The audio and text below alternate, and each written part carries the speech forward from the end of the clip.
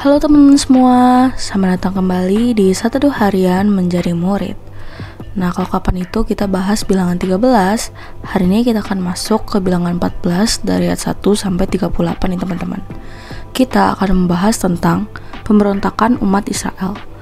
Nah, seperti biasa aku akan bacain dulu bacaan firman Tuhan kita untuk hari ini ya teman-teman. Bilangan 14 ayat 1 sampai 38. Pemberontakan umat Israel. Lalu segenap umat itu mengeluarkan suara nyaring, dan bangsa itu menangis pada malam itu. Bersungut-sungutlah semua orang Israel kepada Musa dan Harun, dan segenap umat itu berkata kepada mereka, "Ah, sekiranya kami mati di tanah Mesir, atau di padang gurun ini. Mengapakah Tuhan membawa kami ke negeri ini, supaya kami tewas oleh pedang, dan istri serta anak-anak kami menjadi tawanan? Bukankah lebih baik kami pulang ke Mesir?" Dan mereka berkata seorang kepada yang lain, "Baiklah kita mengangkat seorang pemimpin, lalu pulang ke Mesir." Lalu sujudlah Musa dan Harun di depan mata seluruh jemaah Israel yang berkumpul di situ. Tetapi Yosua bin Nun dan Kaleb bin Yefune, yang termasuk orang-orang yang telah mengintai negeri itu, mengoyakkan pakaiannya dan berkata kepada segenap umat Israel, "Negeri yang kami lalui untuk diintai itu adalah luar biasa baiknya. Jika Tuhan berkenan kepada kita, maka Ia akan membawa kita masuk ke negeri itu dan akan memberikannya kepada kita suatu negeri yang berlimpah-limpah susu dan madunya. Hanya janganlah memberontak kepada Tuhan dan janganlah takut kepada bangsa negeri itu, sebab mereka akan kita telan habis. Yang melindungi mereka sudah meninggalkan mereka, sedang Tuhan menyertai kita. Janganlah takut kepada mereka." Lalu segenap umat itu mengancam hendak melontari kedua orang itu dengan batu. Tetapi tampaklah kemuliaan Tuhan di kemah pertemuan kepada semua orang Israel. Tuhan berfirman kepada Musa, "Berapa lama lagi bangsa ini menista aku? Dan berapa lama lagi mereka tidak mau percaya kepadaku? Sekalipun sudah ada segala tanda mujizat yang kulakukan di tengah-tengah mereka. Aku akan memukul mereka dengan penyakit sampar dan melenyapkan mereka. Tetapi engkau akan kubuat menjadi bangsa yang lebih besar dan lebih kuat daripada mereka." Lalu berkatalah Musa kepada Tuhan, "Jikalau hal itu kedengaran kepada orang Mesir, padahal engkau telah menuntun bangsa ini dengan kekuatanmu dari tengah-tengah mereka, mereka akan bercerita kepada penduduk negeri ini yang telah mendengar bahwa engkau Tuhan ada di tengah-tengah bangsa ini, dan bahwa engkau Tuhan menampakkan dirimu kepada mereka dengan berhadapan muka waktu awanmu berdiri di atas mereka, dan waktu engkau berjalan mendahului mereka di dalam tiang awan pada waktu siang dan di dalam tiang api pada waktu malam. Jadi, jikalau engkau membunuh bangsa ini sampai habis, maka bangsa-bangsa yang mendengar kabar tentang engkau itu nanti berkata, 'Oleh karena Tuhan tidak berkuasa membawa bangsa ini masuk ke negeri yang dijanjikannya dengan bersumpah kepada mereka, maka Ia menyembelih mereka di padang gurun.' Jadi sekarang, biarlah kiranya kekuatan Tuhan itu nyata kebesarannya seperti yang kau firmankan. Tuhan itu berpanjangan sabar dan kasih setianya berlimpah-limpah. Ia mengampuni kesalahan dan pelanggaran, tetapi sekali-kali tidak membebaskan orang yang bersalah dari hukuman. Bahkan ia membalaskan kesalahan bapa kepada anak-anaknya, kepada keturunan yang ketiga dan keempat. Ampunilah kiranya kesalahan bangsa ini sesuai dengan kebesaran kasih setiamu, seperti engkau telah mengampuni bangsa ini mulai dari Mesir sampai kemari. Berfirmanlah Tuhan, aku mengampuninya sesuai dengan permintaanmu. Hanya demi aku yang hidup dan kemuliaan Tuhan memenuhi seluruh bumi. Semua orang yang telah melihat kemuliaanku dan tanda-tanda mujizat yang kuperbuat di Mesir dan di padang gurun, namun telah 10 kali mencobai aku dan tidak mau mendengarkan suaraku, pastilah tidak akan melihat negeri yang kujanjikan dengan bersumpah kepada nenek moyang mereka. Semua yang menista aku ini tidak akan melihatnya. Tetapi hambaku Kaleb, karena lain jiwa yang ada padanya, dan ia mengikut aku dengan sepenuhnya, akan kubawa masuk ke negeri yang telah dimasukinya itu, dan keturunannya akan memilikinya. Orang Amalek dan orang Kanaan diam di lembah. Sebab itu berpalinglah besok, dan berangkatlah ke padang gurun, ke arah laut Teberau." Lalu berfirmanlah Tuhan kepada Musa dan Harun, "Berapa lama lagi umat yang jahat ini akan bersungut-sungut kepadaku? Segala sesuatu yang disungut-sungutkan orang Israel kepadaku telah kudengar. Katakanlah kepada mereka, demi aku yang hidup, demikianlah firman Tuhan, bahwasanya seperti yang kamu katakan di hadapanku, demikianlah akan kulakukan kepadamu.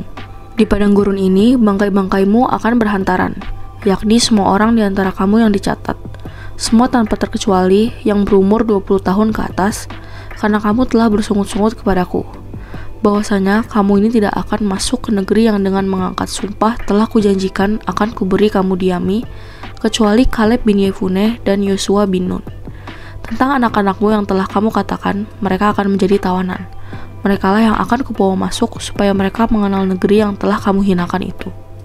Tetapi mengenai kamu, bangkai-bangkaimu akan berhantaran di padang gurun ini, dan anak-anakmu akan mengembara sebagai penggembala di padang gurun 40 tahun lamanya, dan akan menanggung akibat ketidaksetiaan sampai bangkai-bangkaimu habis di padang gurun.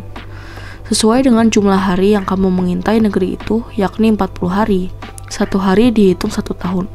Jadi 40 tahun lamanya kamu harus menanggung akibat kesalahanmu, supaya kamu tahu rasanya jika aku berbalik daripadamu.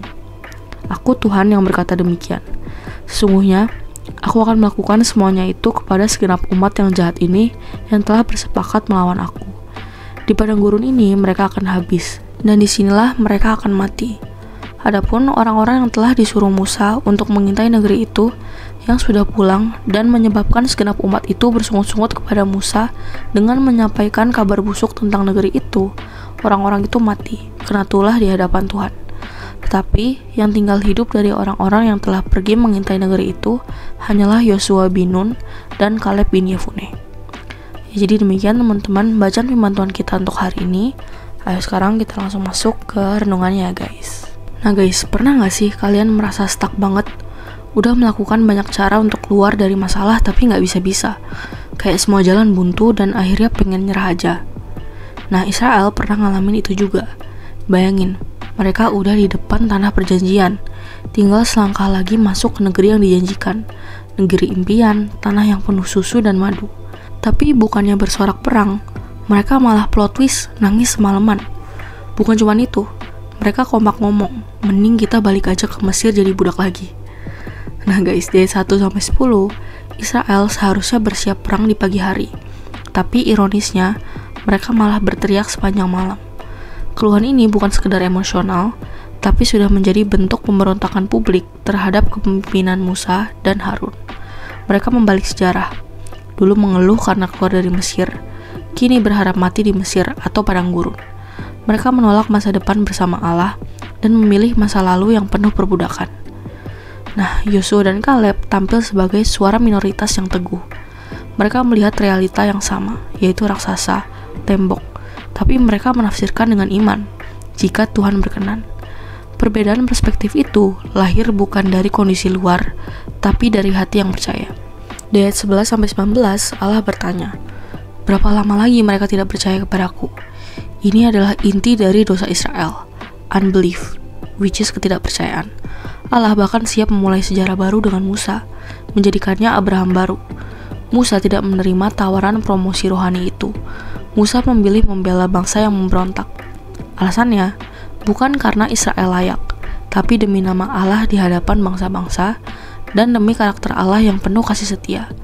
Gak kebayang berada di posisi Musa ya guys. Nah kerennya adalah Musa menunjukkan hati seorang gembala sejati, lebih peduli pada reputasi Allah dan keselamatan umat daripada ambisinya sendiri. Inilah syafaat yang sejati. Di ayat 20-25 Allah menjawab, aku mengampuninya sesuai permintaanmu. Tapi pengampunan itu tidak berarti bebas konsekuensi. Generasi yang bersungut-sungut akan tersingkir. Kaleb karena lain jiwa mendapat janji masuk tanah itu. Lain jiwa berarti penuh dengan kesetiaan radikal kepada Allah. Jadi bukan kapasitas militer, tapi integritas iman yang menentukan. Di ayat 26-35, Allah mendengar sungut-sungut mereka. Kami akan mati di padang gurun. Allah menjawab, baik, apa yang kamu katakan itu akan terjadi. Inilah keadilan ilahi yang simetris. Mereka takut anak-anak mereka jadi tawanan. Justru anak-anak itulah yang masuk tanah perjanjian. Mereka ingin mati di padang gurun, yaitu yang akan terjadi. 40 tahun pengembaraan adalah 1 tahun untuk setiap hari pengintaian. Sebuah pendidikan panjang tentang akibat ketidakpercayaan. Di ayat 36-38, para pengintai yang menyebarkan ketakutan mati kena tulah.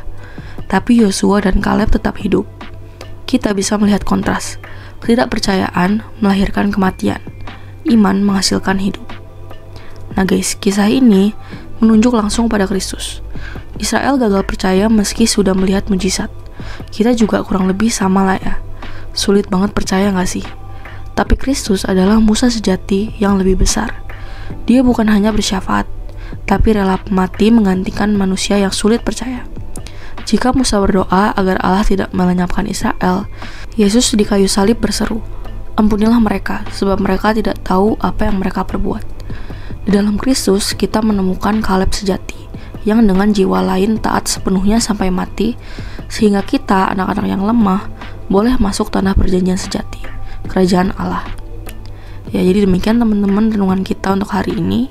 Nah, sekarang aku mau ajak kalian untuk merefleksikan nih guys. Nah, bayangin deh guys, Israel tinggal selangkah lagi masuk negeri yang dijanjikan, tapi mereka gagal karena ketidakpercayaan. Banyak dari kita juga gitu, tinggal satu langkah iman, tapi kita mundur karena takut, karena nyaman dengan masa lalu, karena nggak yakin Tuhan sanggup. Padahal janji Tuhan itu nyata. 40 tahun mereka buang waktu, padahal seharusnya bisa masuk lebih cepat. Nah, jangan sampai hidup kita juga jadi pengembaraan sia-sia karena nggak berani percaya. Yuk, daripada buang waktu dengan ketakutan, mari kita pilih percaya penuh dengan janji Kristus yang setia. Yuk, bisa yuk teman-teman. Nah, lalu pertanyaan reflektif untuk hari ini ada 3 nih guys. Yang pertama, apa yang kamu pelajari tentang Allah dari perikop ini, tentang kesetiaannya, murkanya, dan juga pengampunannya? Yang kedua, bagaimana perasaanmu melihat bahwa Israel gagal masuk tanah perjanjian karena ketidakpercayaan? Pernahkah kamu juga merasa lebih gampang percaya pada masa lalu yang aman daripada janji Tuhan yang menantang imanmu? Lalu yang ketiga, kalau hari ini Tuhan menguji imanmu, apakah kamu akan lebih mirip dengan orang Israel yang mayoritas waktu itu, atau dengan Yosua dan Kaleb? Seperti biasa, teman-teman boleh jawab sendiri, atau kalau mau komen di bawah jawaban kalian juga boleh banget guys. Ya, jadi segitu aja satu kita untuk hari ini. Sekarang aku mau pimpin kalian dalam doa penutup ya teman-teman. Teman-teman, mari kita berdoa. Tuhan, aku sering takut, ragu, bahkan ingin lari kembali ke masa laluku yang penuh perbudakan dosa. Tapi hari ini aku belajar, Engkau setia, panjang sabar. Tolong aku untuk percaya meski musuh di depan tampak besar, meski tembok kehidupan tampak tinggi. Beri aku hati seperti Yosua dan Kaleb, hati yang penuh iman, hati yang lain. Aku mau percaya bahwa di dalam Kristus, aku akan masuk tanah perjanjian sejati. Amin. Tetap semangat guys, Tuhan Yesus beserta kita. Thank you for watching and see you in the next video. Bye-bye.